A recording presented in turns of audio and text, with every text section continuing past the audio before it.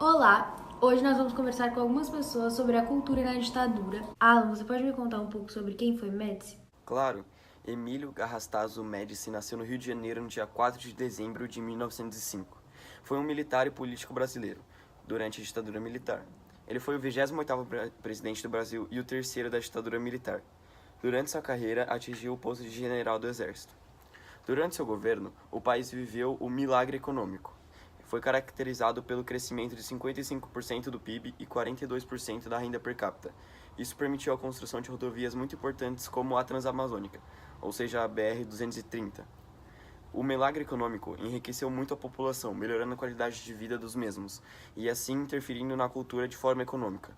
Isso balançou o país. As rodovias permitiram que as pessoas de estados distantes se encontrassem e assim miscigenando as culturas. Agora você pode me contar um pouco sobre a música na ditadura e nos dias atuais? Com certeza. A música na ditadura era composta por nomes como Chico Buarque, Gilberto Gil, Os Mutantes, Geraldo Vandré, Caetano Veloso, Roberto Carlos e Elis Regina. A música na ditadura tinha letras que indicavam a satisfação dos compositores ao regime, mas de forma implícita, porque quem tentou gritar no ouvido do governo foi calado para sempre. A música do Chico Buarque, Acorda Amor, faz referência à tortura.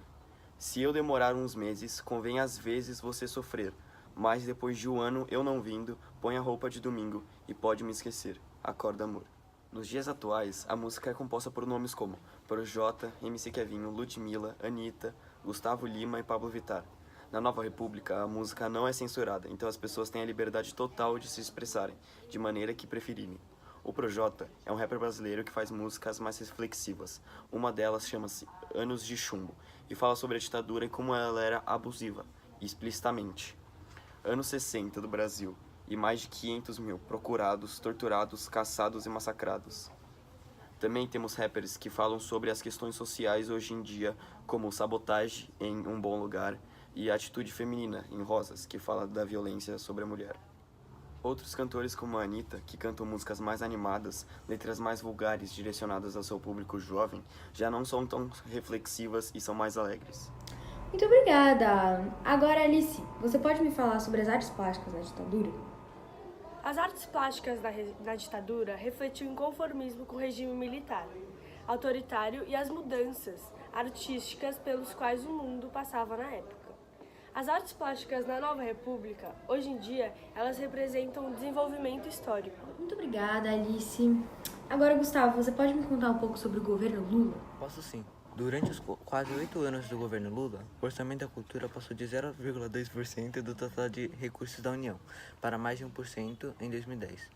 As verbas do Ministério da Cultura quadriplicaram, subindo de 540 milhões em 2003 para 2,2 bilhões em 2010. Neste mesmo período, de acordo com o Ministério, a renúncia fiscal mobilizada para a produção cultural aumentou de 400 milhões para mais de 1 bilhão. A quantidade veio também acompanhada de qualidade.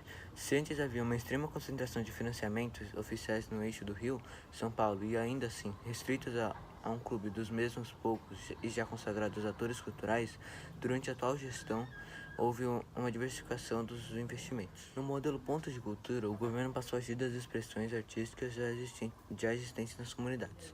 Os pontos de cultura partem das potências das manifestações culturais para incentivar e ampliar suas atividades. Dessa forma, ao invés de ser apenas repassador de verbas para instituições privadas, o governo federal passou a atuar valorizando as potenciações do povo que até então não tinha acesso aos meios de produção cultural.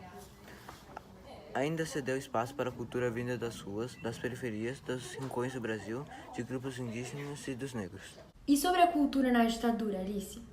Durante a ditadura, a cultura brasileira não deixou de se criar e se espalhar pelo país, e a arte se tornou um instrumento que mostrava o que estava acontecendo no país. Nas músicas, os compositores escreviam sobre canções de protesto. No cinema, alguns trabalhos de Cacá Diegues e Glauber Rocha eram sobre a história de um povo que perdia seus direitos mínimos. No teatro, faziam peças sobre a situação do país. E o regime militar deu origem a vários livros sobre o tema, mostrando o que estava acontecendo.